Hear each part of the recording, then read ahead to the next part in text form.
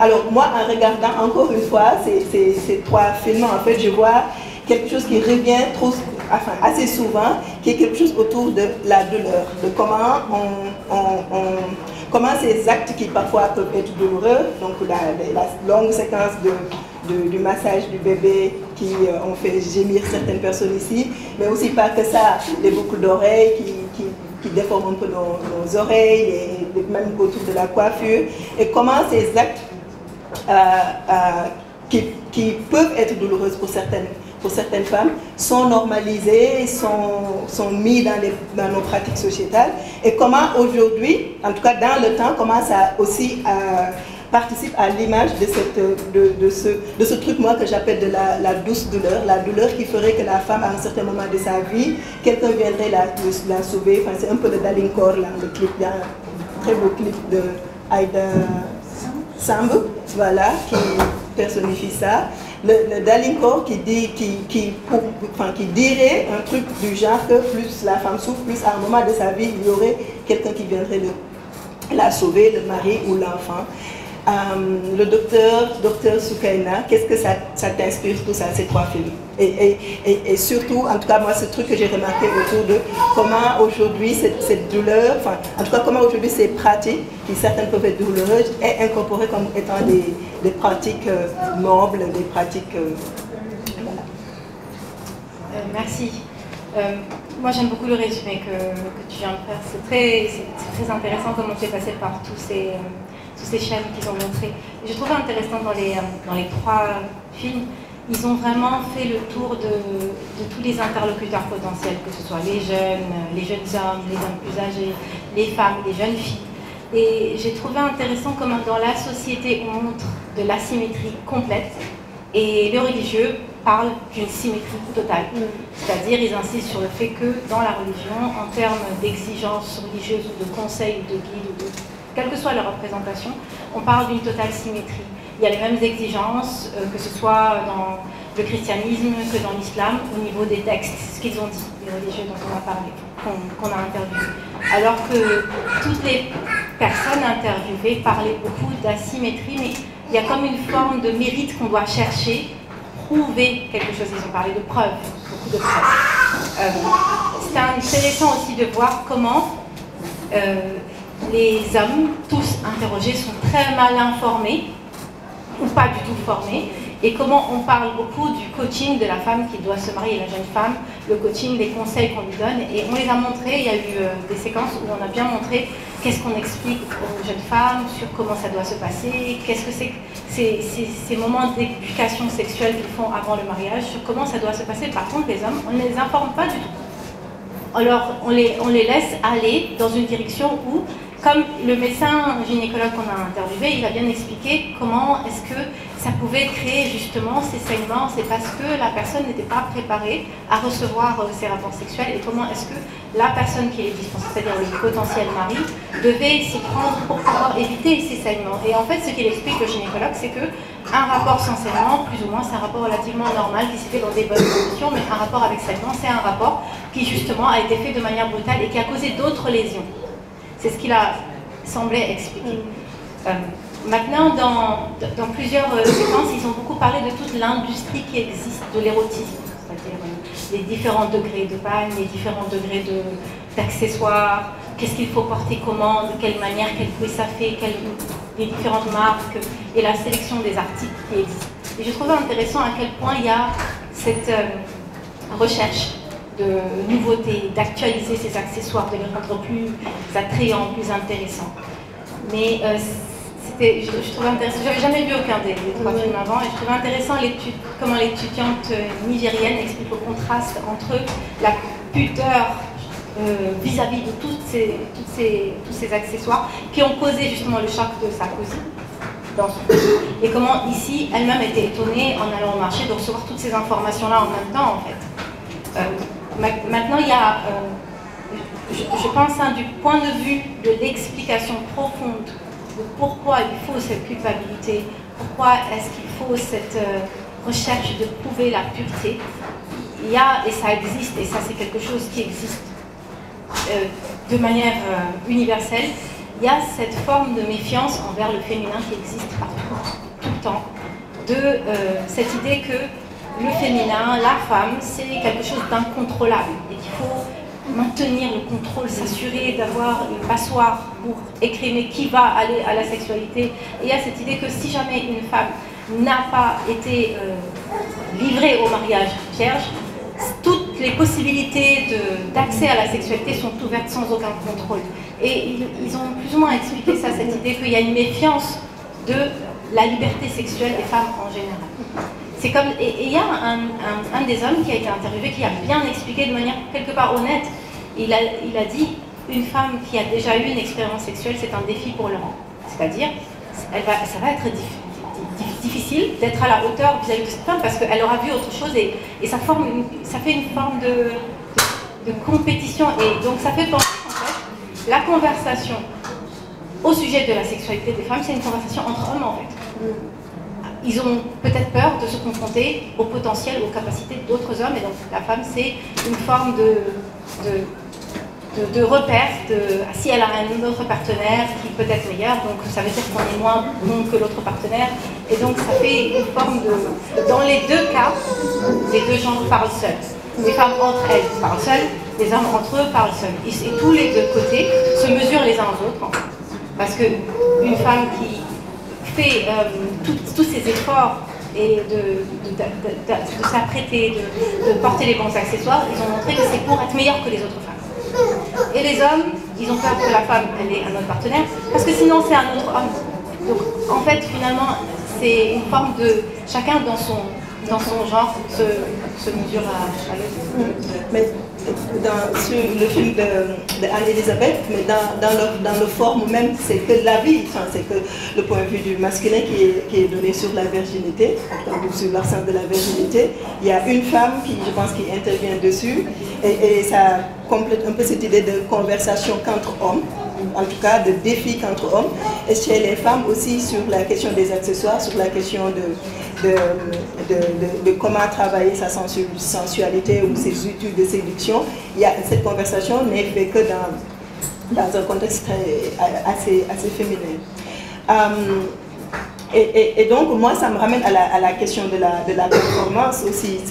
C'est que, est-ce qu'il n'y a pas aussi quelque chose est-ce que ça ne dit pas quelque chose des attentes de la femme en tant que performeuse et aussi des attentes de l'homme? L'homme qui dit qu'une femme qui n'est pas vierge, que je ne suis pas sûre de le... Enfin, il y a déjà cette question de méfiance, que la femme a toujours été dans un environnement où on la contrôle et que même sa sexualité est contrôlée. Mais aussi, il y a certains hommes qui répondaient « je ne saurais pas la satisfaire si elle a déjà connu un homme avant ». Et chez la femme, toute cette histoire d'artillerie, toute cette machinerie, cette industrialisation de la séduction, à chaque fois on se réinvente pour aussi, enfin j'imagine que ce qui a été montré aujourd'hui, il y a d'autres choses un peu plus développées, et qu'à chaque fois on trouve des façons de réinventer ces outils de séduction. Oui, je pense qu'elles ont dit, les dames qui faisaient l'éducation sexuelle, elles ont beaucoup parlé du fait que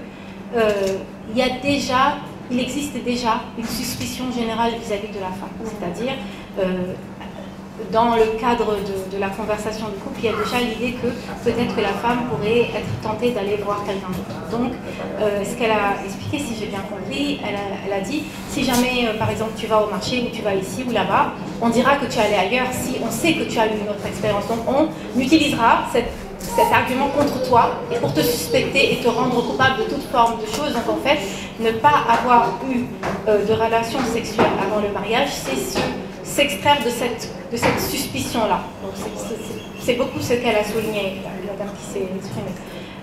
Maintenant, entretenir le désir du conjoint pour être sûr qu'il ne soit pas lassé de la sexualité avec sa femme, qu'il est toujours...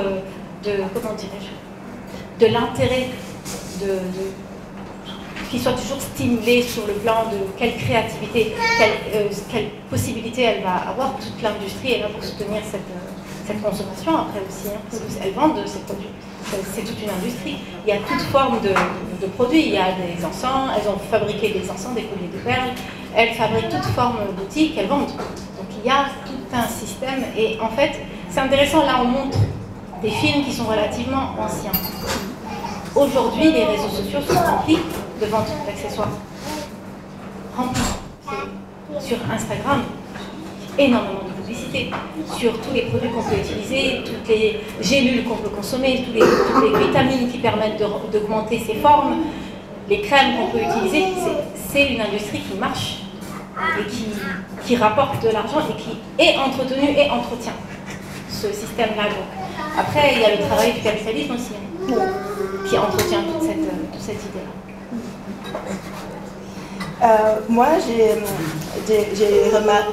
noté cette phrase que une des personnages la dame quand Aïcha Maki allait acheter les perles, et la dame lui dit que le djongé, c'est ce pouvoir de pouvoir deviner, cette capacité de deviner les besoins du monsieur, et cette capacité d'être une sorte de liseuse de ce qui se passe dans la tête du monsieur. Mais en même temps, elle lui dit, il y a une autre dame qui dit que Jigen doit falloir attaquer, de ton car.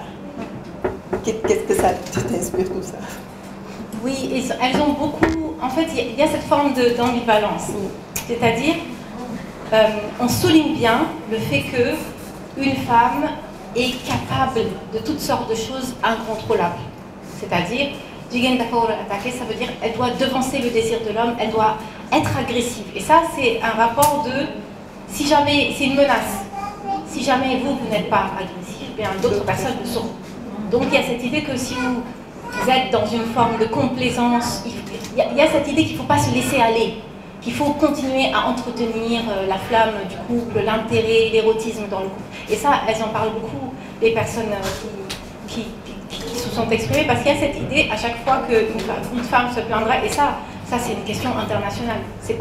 Elle est mise en évidence dans ce documentaire, mais quand une femme se plaindra de ne plus avoir l'attention qu'elle voudrait dans son couple, on lui dira beaucoup, mais est-ce que tu fais des efforts? Est-ce que toi, tu entretiens aussi cette relation? Et ce n'est pas forcément les mêmes sollicitations qu'on va attendre du conjoint. On va attendre que lui, il soit dans l'attente de la femme qui doit manifester cet intérêt. L'homme, on va l'attendre sur le plan économique. Est-ce qu'il offre des cadeaux à sa femme? Est-ce qu'il achète ce qu'il faut dans le foyer? Mais en termes de personnes qui performent dans la communication érotique, amoureuse, on n'attend pas vraiment en tout cas, ces exigences sociales ne sont pas aussi élevées. Tandis que la femme, il y a cette forme de mérite.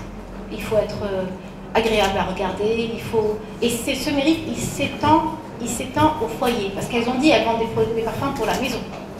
Il s'étend au foyer, il faut que la maison sente bon, il faut qu'elle soit jolie, il faut que la nourriture soit bonne, donc elle doit être attendue sur tous les plans, performer, être là, et jouer le rôle, et toujours être apprêtée pour recevoir son mari en toute occasion et en toutes circonstances. Donc en fait, c'est un peu le côté, avoir une femme à la maison, c'est être précédé dans ses désirs à tous les moments, à tous les niveaux, et c'est cette exigence sociale qui est très lourde, parce que quelque part, quand on est en train de porter plusieurs casquettes, qu'on a des enfants, qu'on a un travail, qu'on a une activité dans le foyer, et qu'on a des activités qui nous demandent une présence dans différents espaces, en vérité, c'est pas réellement possible d'entretenir le désir d'une seule personne au détriment de toutes les autres priorités qu'on a dans la vie et qui sont directes, qui sont des urgences quotidiennes, et donc la charge mentale 10 fois plus élevée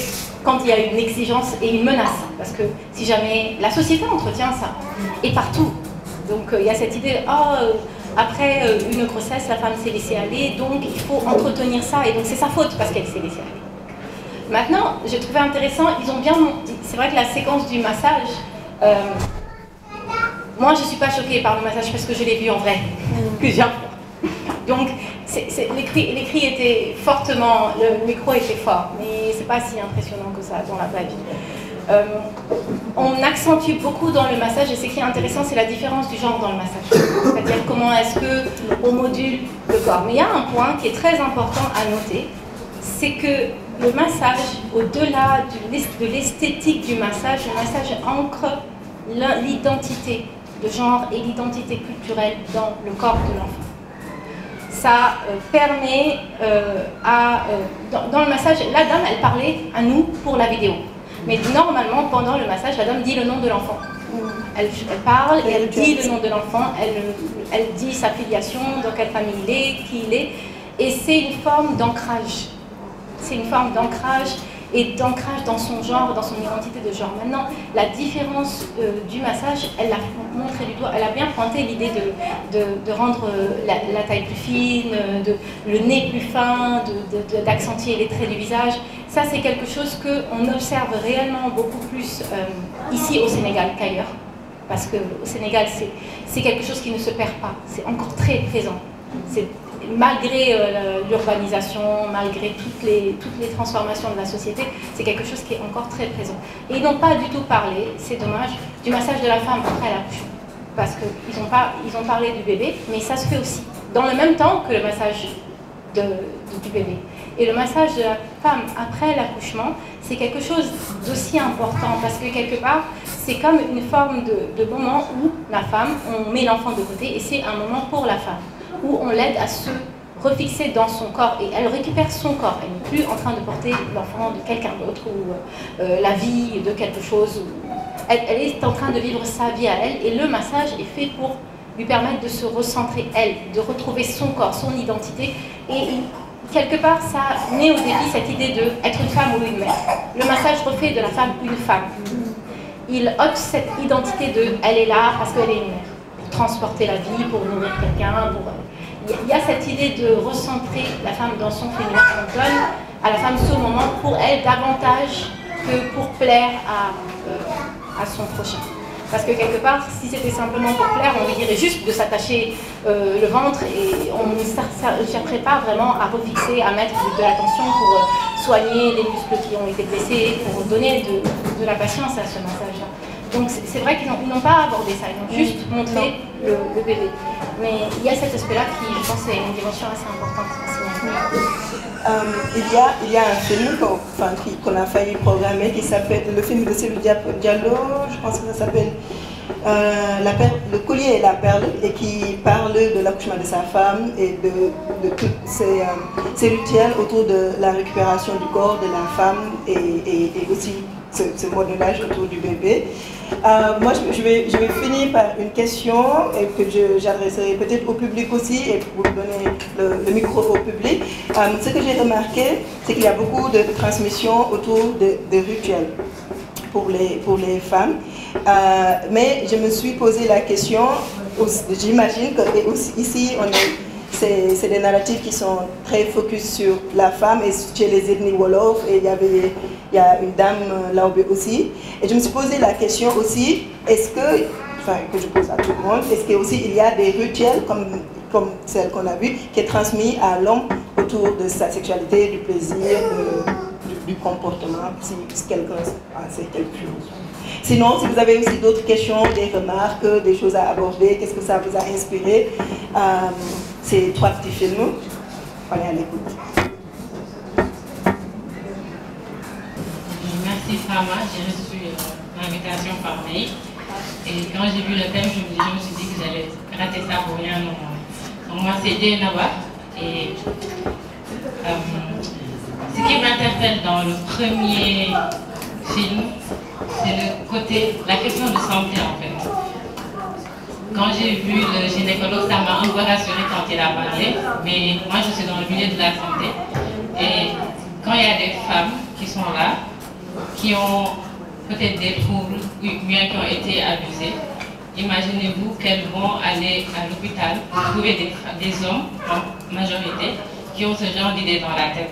Donc une femme qui vient de subir un abus par exemple, moi personnellement, une expérience qui m'a traumatisée, c'est une femme qui venait d'être violée, qui est reçue, mais parce que c'est une femme divorcée, on dit qu'elle n'était plus vierge, donc on l'a pris très légèrement. On lui a à peine parlé, c'est pas très grave. Donc, pour moi, en fait, ça a tourné dans ma tête la dimension, toutes ces croyances-là, qui sont ancrées et qui sont très rigides, et qui sont même transmises, même dans les facultés, parce qu'on va te dire, voilà l'hymen, c'est une membrane, etc. Et que oui, lors du premier rapport sexuel, ça peut saigner, sans te dire ce que le gynécologue a dit, que c'est souvent un manque de préparation, le fait que la femme n'est pas préparée justement à recevoir. Donc moi, ça m'a interpellée sur ce plan-là. Et je me suis demandé où étaient les femmes aussi. Et celle qui est venue, qui a parlé, c'est la majorité de ce que les femmes sénégalaises pensent, qui se disent que oui, c'est elles-mêmes qui vont, la cérémonie du Navan, le fait de prendre le pagne et tout, c'est elles-mêmes qui vont dire non, il faut qu'on fasse ça parce que c'est pour mon honneur. Et le deuxième film, j'ai levé 3 sourcils à chaque fois qu'elle disait non, ici au Sénégal, on parle aux femmes, il y a une éducation. Je pense qu'il y a plutôt une érotisation qui est très précoce.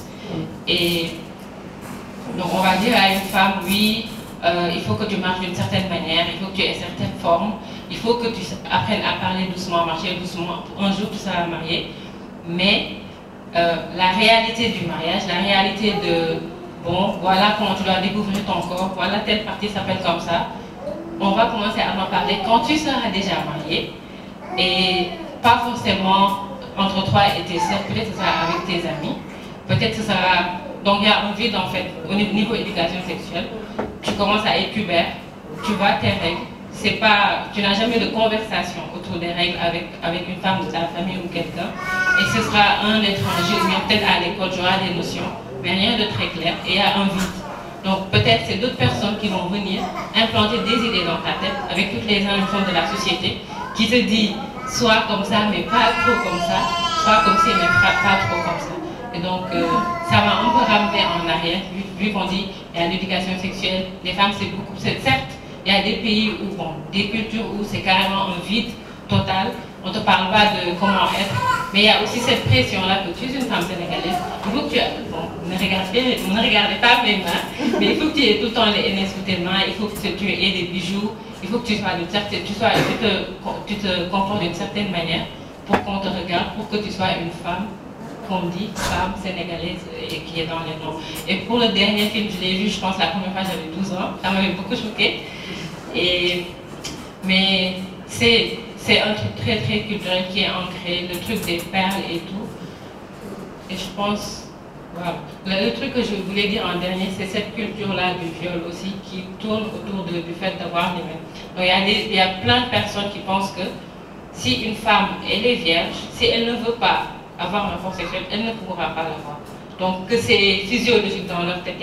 J'ai déjà regardé un documentaire, je pense que j'avais aussi 15 ans, et c'est un choc qui est resté dans ma tête, comme tous les films là que j'ai vus qui disent, parce qu'elle est vierge, si on essaie de la forcer, il y a une barrière qui est naturelle qui est là. Donc si toi tu viens te dire que tu as été violée, c'est quelque part que tu l'as voulu, etc. Donc c'est juste des aspects que je voulais ramener, et merci pour l'invitation.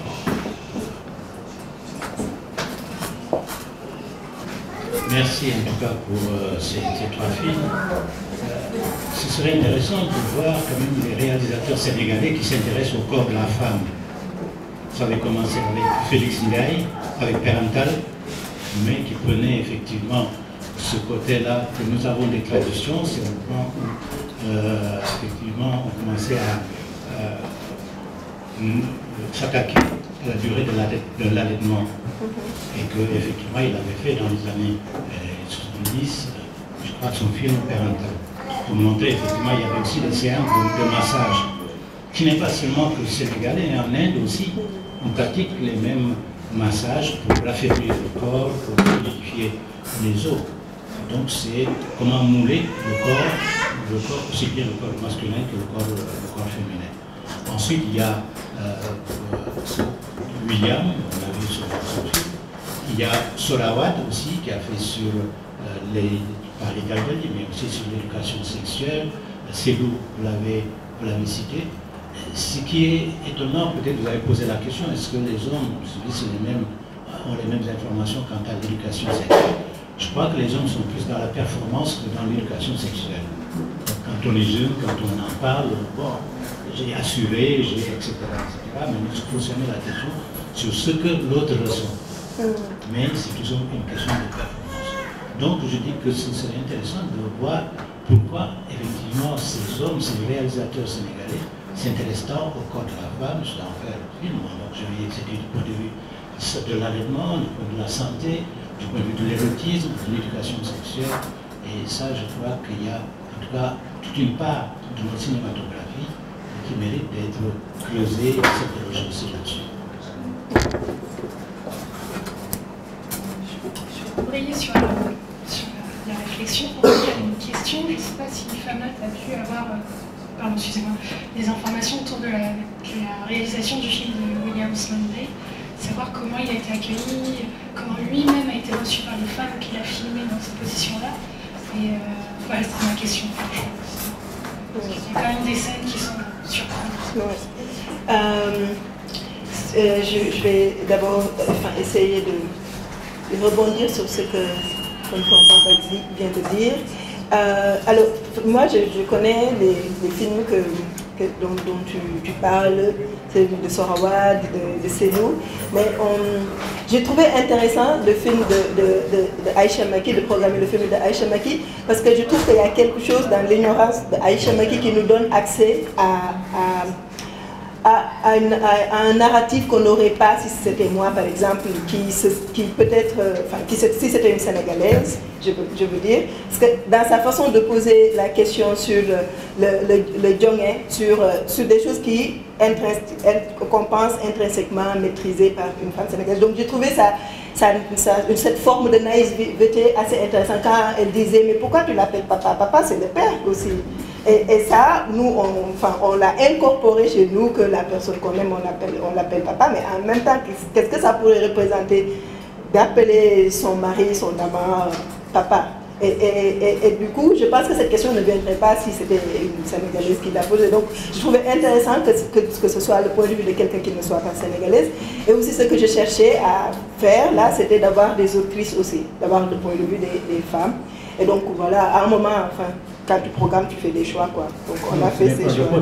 D'autant plus que l'affaire de Macha, le film de Macha, il a développé effectivement au Master 2. Oui, donc c'est pas que son point de vue aussi. Voilà, vous êtes enseignant au Master, donc vous savez que c'est un film plus collectif que autre chose. C'est porté par Aïcha, mais c'est un film assez collectif. Et quand j'ai posé la question sur ce qui a été transmis aux hommes, c'est par rapport aux autres ethnies, parce que je sais qu'il y a des leuls, je sais que chez les Diola, il y a ces trucs où toutes les générations de 30 ans, on va dans la forêt, mais on ne sait pas ce qui se passe, personne ne sait ce qui se passe.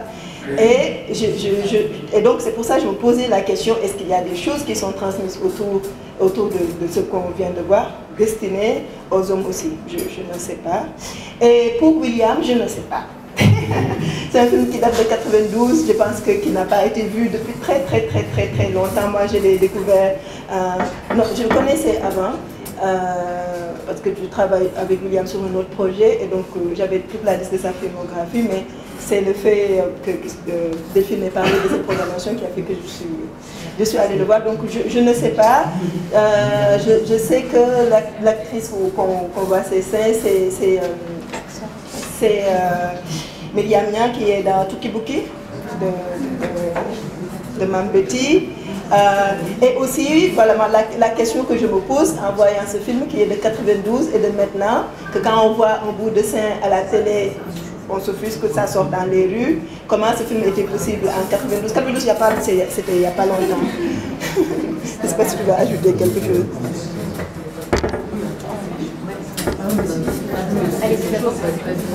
Allez-y, parce que je sais ce que vous voulez dire. Non, moi en fait, ce qui m'intéresserait en fait de comprendre, c'est dans ces, disons, traditions, ce qu'on appelle tradition, en fait, jusqu'à où en arrière on arrive à poursuivre en fait ce qui est pratique et ce qui est le discours qui va avec, en fait. Parce que quand vous dites, en Inde aussi on masse les enfants pour... mais le discours qui va avec est tout différent, ça n'a rien à faire avec l'aspect physique de la fille après, mais c'est plus une question émotionnelle, de revivre en fait le passage au moment de l'accouchement, c'est énergétique en fait, et ça a à faire avec les émotions, etc. Donc c'est loin d'objectifier en fait l'enfant et de lui inculquer un genre et de le faire un objet du désir en fait. Et moi c'est ça qui me frappe en fait dans les discours accompagnant certaines pratiques qu'on trouve dans d'autres espaces culturels, il y a une objectification qui est effrayante en fait, enfin, à mes yeux. Et voilà, je me posais cette question-là. Oui, effectivement, c'est vrai que les dimensions du massage, comme vous l'avez souligné, sont différentes en fonction de là où on se trouve. Dans le massage des filles, comme dans celui des garçons, l'objectification telle que vous le décrivez est exactement identique. Le corps des garçons, on leur élargit les épaules, on leur affine la taille, on s'assure qu'ils soient musclés, on s'assure qu'ils aient un dos droit. Tous ces attributs qu'on trouve esthétiquement appréciables chez un homme. Donc, au-delà, en fait, je pense que au-delà de l'identité sexuelle, il y a la forte impression, en tout cas la forte idée que la sociabilisation de genre est ultime, c'est-à-dire s'insérer dans un contexte de couple, c'est une priorité. Et dans les meilleures conditions, c'est-à-dire dans les meilleures conditions de choix, qu'on soit un premier choix. C'est-à-dire qu'on ait tous les attributs qui nous permettent d'avoir les meilleures chances d'avoir une relation de couple qui nous convienne. Donc la sociabilisation, c'est un principe de départ. On a besoin d'être dans une situation, d'être favorable à l'union. Donc ça, c'est un point de départ. Maintenant, ça se retrace jusqu'à qu'on trouve une union souhaitable. Ensuite, il y a l'entretien de cette union, il y a le travail de faire des enfants dans cette union, il y a le travail d'entretenir la relation de couple au-delà des enfants, il y a toute une stratégie, toute une économie, je vais dire, en tout cas, tout un travail, toute une conversation qui se mène du début à la fin de la vie. Et donc, esthétiquement, c'est-à-dire, il y a deux points. Là, on est en Afrique de l'Ouest. En Afrique de l'Ouest, le corps d'une femme doit être fort physiquement. Elle a parlé de ça, elle a dit que quand elle masse les jambes de la fille, c'est pour renforcer la force. En Afrique de l'Est, la force dans le corps d'une femme, c'est pas une priorité. Donc dans le massage, on va s'assurer à affiner les membres, à s'assurer de la délicatesse de la peau, de la finesse des traits, des cheveux, qui soient lisses, brillants. C'est de ce côté qu'on va se focaliser. Mais en Afrique de l'Ouest, le corps d'une femme doit être fort parce que physiquement, ça demande un travail important d'être une femme. D'abord pour entretenir un foyer, ensuite pour porter des enfants physiquement, mener des grossesses dans des bonnes conditions de santé, éduquer des enfants. Donc on va non seulement se concentrer sur la force physique, mais l'identité de genre fait partie en fait de cette sociabilisation, de cette façon de former, de travailler le corps de la femme. Il y a aussi en fait un point dont il faut tenir compte. Le travail du corps à travers le massage, c'est au sens propre. Le véritable travail, il est au sens figuré. Elle l'a dit, la jeune fille, quand elle a dit oui, il faut marcher lentement. C'est pas seulement marcher lentement, c'est parler lentement, à voix douce, avoir des gestes doux, être dans un rapport de douceur. Ça fait partie de l'éducation de la fillette et de la jeune fille, fille de la femme plus tard. Tout comme chez un garçon, il y a aussi cette idée que l'irritabilité, par exemple, c'est quelque chose qui est accepté. C'est pas grave d'être polémique. Et ça, pour le coup, c'est intéressant parce que c'est quelque chose qui est très, qui ne transparaît pas dans d'autres cultures, en Europe par exemple, qui reste présent. Il y a une étude de psychologie sociale qu'ils ont fait il y a moins de 10 ans, et ils ont observé, dans deux cas, ils ont observé des parents avec leurs enfants et des bébés, et en fait ils ont observé que lorsque un bébé pleurait, le temps pour aller le prendre était différent quand c'était un garçon ou une fille. Et ils ont posé des questions aux parents pour comprendre pourquoi en fait.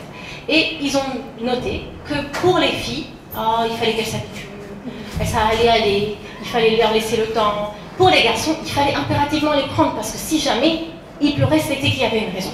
Il ne fallait pas les laisser pleurer. Ça, c'était en France.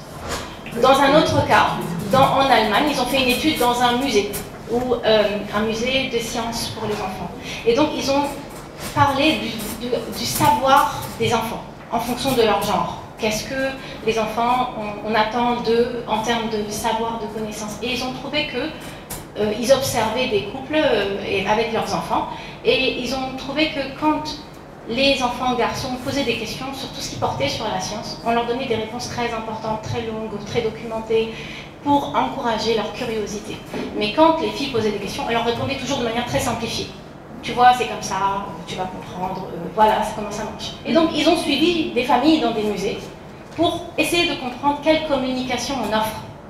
Par contre, en contraste, dans tout ce qui porte sur la dimension interne, familiale, on donne beaucoup plus d'informations aux filles, parce que c'est leur vocation quelque part de connaître un peu comment ça fonctionne dans une maison. Tandis que pour les garçons, on va avoir moins tendance à les documenter sur ça, parce qu'on va juger que bon, ils n'ont pas tellement besoin de savoir. Donc en fait, cette asymétrie-là, qui existe au niveau planétaire, elle est très bien représentée ici dans les garçons. On leur a dit juste, au bout du couloir, il y a le mariage, et dans ce mariage-là, vous allez rencontrer une fille. Si elle saigne, c'est qu'elle était vierge. Voilà l'information qu'ils ont, donc ils vont dans cette direction-là, et il faut qu'ils arrivent à obtenir ça, pour prouver qu'ils ont eu ce qu'il fallait. Tandis que la fille, on attend le jour du mariage ou la veille pour lui expliquer qu'en fait il fallait être vierge. Donc il y a beaucoup de filles qui se disent bon, c'est un peu tard. Cette conversation elle est intéressante parce que cette éducation sexuelle, comme vous l'avez dit, elle aurait dû précéder tout ça, mais elle n'est pas dite de manière concrète. C'est vraiment, il faut être douce, il faut rester à l'écart des garçons. Comme la fille du Niger, ce qu'elle a dit, c'est qu'il ne faut surtout pas s'approcher des hommes. Et dans d'autres pays, ça va encore plus loin cette conversation. Par exemple, en Somalie, on dit aux filles qu'il ne faut pas s'asseoir là où un garçon s'est assis parce qu'on peut tomber enceinte. Il faut éviter toutes les interactions possibles, et même à travers un objet. C'est-à-dire, si on s'assoit là où un garçon s'est assis, ça montre une forme de contact. Donc il ne faut pas s'approcher de ça. Donc l'information qu'on donne et les informations telles qu'on les utilise, je pense que c'est vraiment un sujet qui est dense et varié, qu'on peut aborder de multiples manières.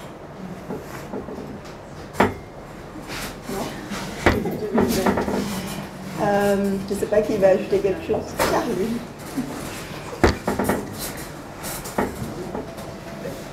Juste peut-être pour follow-up.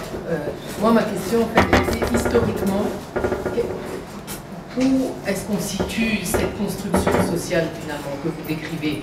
Jusqu'à où on arrive à la retracer, et où est-ce qu'on commence à voir qu'il y avait peut-être autre chose avant?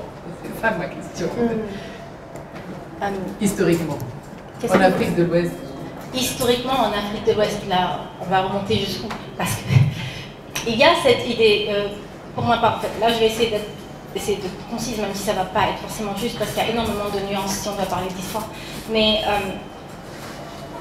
l'idée que toutes les mythologies, en Afrique de l'Ouest, même en Afrique en fait, de l'Est, en Afrique du Sud aussi un peu, toutes les mythologies parlent d'un ailleurs avant, qui est féminin et qui a été vaincu. Et le prince a sauvé le monde, le héros a sauvé le monde et a rétabli un ordre qui met des rapports de domination, entre guillemets, masculine pour mettre en place un ordre. L'ordre, c'est l'homme qui a de la force physique, et cette force physique se représente de la manière du pouvoir. C'est ça en fait, cette représentation de la force physique à travers, c'est-à-dire il est plus fort physiquement, ça c'est la biologie.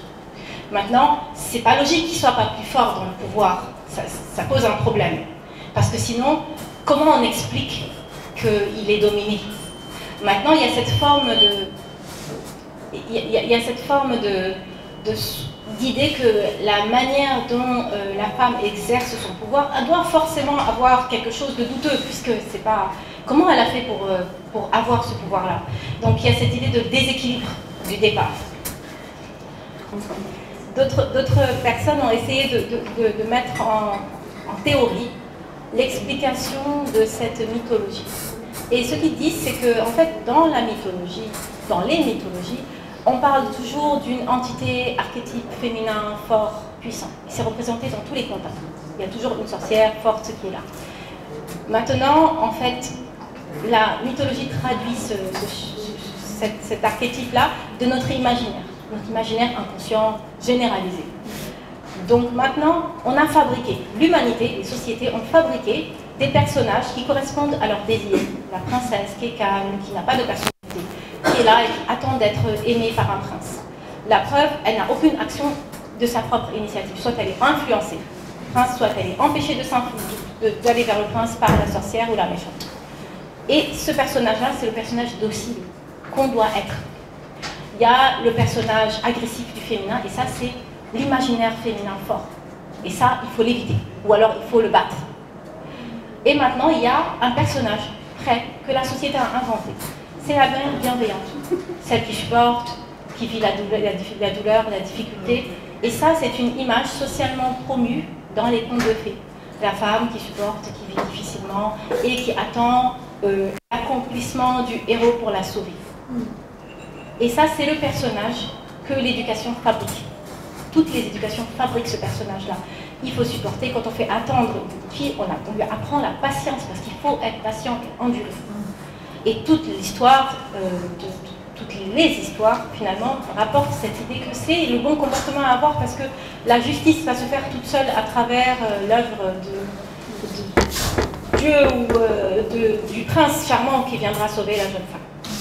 Donc, historiquement, est-ce qu'on peut dater historiquement un inconscient collectif? Je ne suis pas sûre. Maintenant, est-ce que, par contre, cette construction, elle n'est pas quotidienne dans tous les moments, à chaque jour, à chaque fois, à travers toutes les actions que chacun met en place? Est-ce que ce n'est pas une construction qui se renouvelle à travers une forme de répétition? C'est-à-dire, on apprend, les femmes s'apprennent entre elles à cultiver ce modèle pour maintenir cette forme de contrôle, finalement. Parce qu'il y a cette idée que tout le monde a, et que la femme elle-même a, vis-à-vis d'elle-même, qu'au fond d'elle, elle est incontrôlable, et qu'il faut qu'elle trouve une manière de se canaliser. Et cette histoire, ce discours, ce narratif, il apparaît dans tout. Le mot hystérique, par exemple, il représente uniquement le féminin. On ne parle pas d'un hystérique. Pourtant, si on doit regarder dans tout ce qui est névrose de conversion, dans les critères de diagnostic, il y a une possibilité qu'un homme ait une névrose de conversion, mais hystérique, c'est purement féminin. Hystérique, ça vient du mot utérus. Il n'y en a pas chez les hommes. Donc c'est un mot qui désigne uniquement une pathologie qui peut seulement toucher les femmes. Donc il y a cette forme de diabolisation et d'incontrôlable du féminin que les femmes elles-mêmes, à travers tous les schémas, ont appris à promouvoir et à répéter. Donc, est-ce qu'on peut parler d'histoire dans le passé ou est-ce qu'on parle d'actualisation tous les jours d'une idée, d'un mythe que nous-mêmes on rapporte à notre quotidien et qu'on reporte dans l'éducation, dans la transmission des choses? Quand on dit qu'une femme, elle peut se mettre en colère, bon, tout le monde peut se mettre en colère. Est-ce que c'est quelque chose qui devient une perte de contrôle totale parce que c'est une femme et parce qu'elle se met en colère? Est-ce que quand on dit oui, les femmes, elles ont moins de capacité d'être raisonnables alors qu'un homme, il peut être plus placide?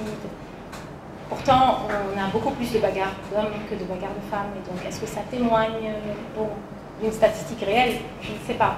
Mais il y a cette publicité des femmes en tant qu'être incontrôlable que les femmes elles-mêmes promeuvent. Je ne sais pas si je vous ai répondu.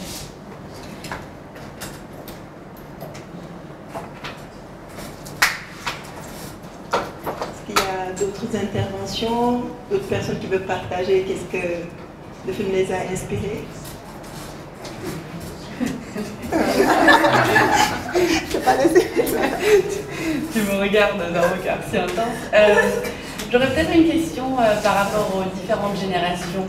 Est-ce que vous voyez peut-être une différence entre les générations actuelles avec les générations d'avant? Parce que là, on parle beaucoup de transmission. On voyait dans les films aussi beaucoup que donc, les femmes, elles étaient en train d'écouter leur mère, etc. Mais est-ce qu'il y a aussi un petit moment des fois de rejet, de résistance? Je veux dire, les films en eux-mêmes sont un peu un questionnement aussi de cette transmission. Mais est-ce que là, en ce moment, peut-être en psychologie, est-ce que vous voyez qu'il y a des petits changements Pour ma part, il y a des aspects, je peux parler que pour ce que je connais. Là où moi j'observe un changement ou une évolution, c'est réellement par rapport aux attentes des femmes dans le couple. Aux attentes des femmes en termes d'affection, de partage d'émotions. C'est-à-dire, dans le discours féminin, la femme est plus exigeante aujourd'hui dans les générations actuelles en termes d'écoute, d'attente, de partage et surtout d'évolution. D'évolution en tant que personne, c'est-à-dire attendre de l'autre qu'il aide, qu'il aide à son évolution en tant que personne, à son évolution personnelle, professionnelle, à son épanouissement. Donc à ce niveau-là, on voit des situations actuellement de conflits qui sont liés à un manque d'épanouissement, ce qui n'existait pas forcément dans le passé et qui ne pouvait pas être justifié. Et aujourd'hui, la situation économique des femmes est différente. Les femmes travaillent davantage qu'avant. Les femmes sont autonomes financièrement davantage qu'avant, ce qui fait une énorme différence. Une énorme différence en termes d'attente. C'est-à-dire, elles n'attendent plus le simple soutien économique de l'homme. Ça, elles peuvent se le payer. Donc, ça leur permet d'attendre autre chose du conjoint. Et ça change complètement la dynamique parce que celui qui était supposé ne donner que ça, ben maintenant, il faut qu'il donne plus. Or, lui, il n'est pas forcément dans la préparation, il n'avait peut-être pas prévu de devoir donner cela. Et donc, ça change maintenant dans l'éducation des jeunes hommes, puisque les femmes qui attendent ça apprennent à leurs enfants à donner cela. Donc, dans les générations futures, il y a une forme d'attente mutuelle qui se crée, plutôt que simplement l'attente de la part d'un homme d'avoir de l'attention complète, exclusive de sa femme. On voit aujourd'hui beaucoup de situations de séparation suite au fait que la femme ne comprend pas pourquoi l'homme a cette attente vis-à-vis d'elle. Elle juge qu'elle a plein de choses à faire, elle ne voit pas pourquoi elle devrait donner ce qu'il donne, ce qu'il demande en tout cas, simplement sans recevoir en retour ce qu'elle attend. Et ça, c'est un questionnement qui existe maintenant, qui n'existait pas avant. Et je pense que de ce côté-là, c'est peut-être l'évolution que moi j'ai pu observer. Moi, en préparant cette sélection de films, j'ai voulu aussi trouver d'autres espaces où les intimités sont partagées entre femmes.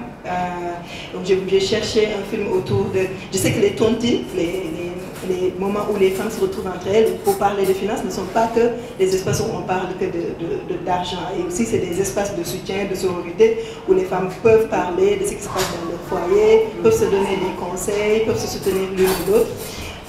Et aussi, les tannoubères sont des espaces aussi où les femmes viennent aussi parler de un peu comme ce qui se passe dans leur nuit, enfin, comment est-ce que leurs hommes les traitent, et se lancer des pics parfois ou pas. Et j'ai cherché ce type de film aussi, et, enfin, parce que dans ces films-ci, les trois qu'on a choisis finalement, ces espaces-là ne sont pas abordés. En tout cas, ces espaces où l'intimité est partagée, où l'intimité est montrée ne sont pas abordés. Et il y avait le film de Roselyne Bakam, de Famba Meleke. L'histoire de deux Famba Meleke, je pense que ça s'appelle, qui parle de sa mère, et qui est plus un portrait sur sa mère aussi, qui est dans ses mouvements de tontine et qui parle de comment est-ce que pendant au moins 2 décennies, comment ces femmes, entre elles, en se réunissant toutes les semaines, ont pu créer du soutien entre elles, ont pu créer des espaces safe pour se parler, des espaces safe pour parler, pour avoir du soutien, quoi. Donc je ne sais pas pour toi si aussi tu considères ces espaces-là comme des espaces de partage d'intimité, mais voilà, je voulais juste aborder ça.